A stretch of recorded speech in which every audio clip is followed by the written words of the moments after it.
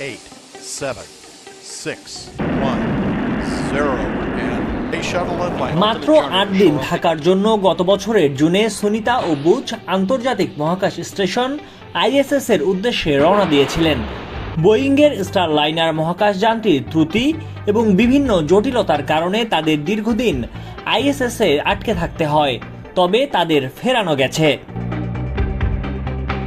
নাসার মহাকাশচারী সুনিতা উইলিয়ামস ও Butch Wilmore দীর্ঘ ২৮৬ দিন পর তারা ফিরে এসেছেন পৃথিবীর বুকে। ১৯ মার্চ বাংলাদেশ সময় ভোর ৩:৫৭ ফ্লোরিডার উপকূলে তাদের নিয়ে স্পেসএক্স ক্রুর ড্রাগন ক্যাপসুল অবতরণ করে। মহাকাশে মাসের পর মাস থাকার ফলে দুজনকেই মুখোমুখি হতে হচ্ছে মাংসপেশি ও হাড়ের ক্ষতি, দেহের তরল পদার্থের পরিবর্তন, কিডনিতে পাথর, দৃষ্টিশক্তির সমস্যা ও পৃথিবীতে ফিরে এসে স্বাভাবিক ভারসাম্য পুনরুদ্ধারের মতো চ্যালেঞ্জের। আর এসবের মধ্যে বড় প্রশ্ন, তারা এতদিন ধরে কি খেয়ে নিজেদের সুস্থ রাখার চেষ্টা করেছিলেন। ২০২৩ সালের ১৮ নভেম্বর এক প্রতিবেদনে নিউ ইয়র্ক পোস্ট জানায়, নাসার মহাকাশচারী বুচ উইলমোর ও সুনিতা উইলিয়ামস ইন্টারন্যাশনাল স্পেস স্টেশনে পিৎজা, মুরগির কাবাব ও ঝিনুকের ককটেল খাচ্ছেন।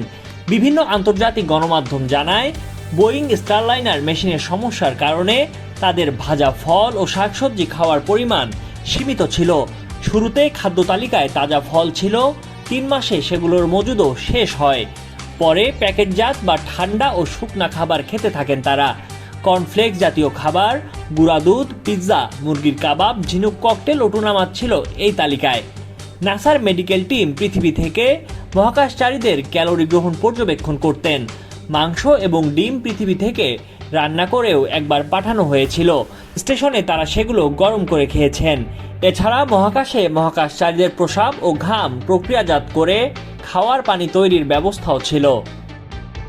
পৃথিবী থেকে প্রায় ৪২০ কিলোমিটার উচ্চতায় অবস্থিত আন্তর্জাতিক মহাকাশ স্টেশন আইএসএস প্রায় ২৫ বছর ধরে বিশ্বের বিভিন্ন দেশের মহাকাশচারীদের জন্য হোস্ট হিসেবে কাজ করছে। যুক্তরাষ্ট্র ও রাশিয়া প্রধানত এই বিশাল ভাসমান গবেষণাগার পরিচালনা করে, যা বৈজ্ঞানিক সহযোগিতার একটি গুরুত্বপূর্ণ কেন্দ্র।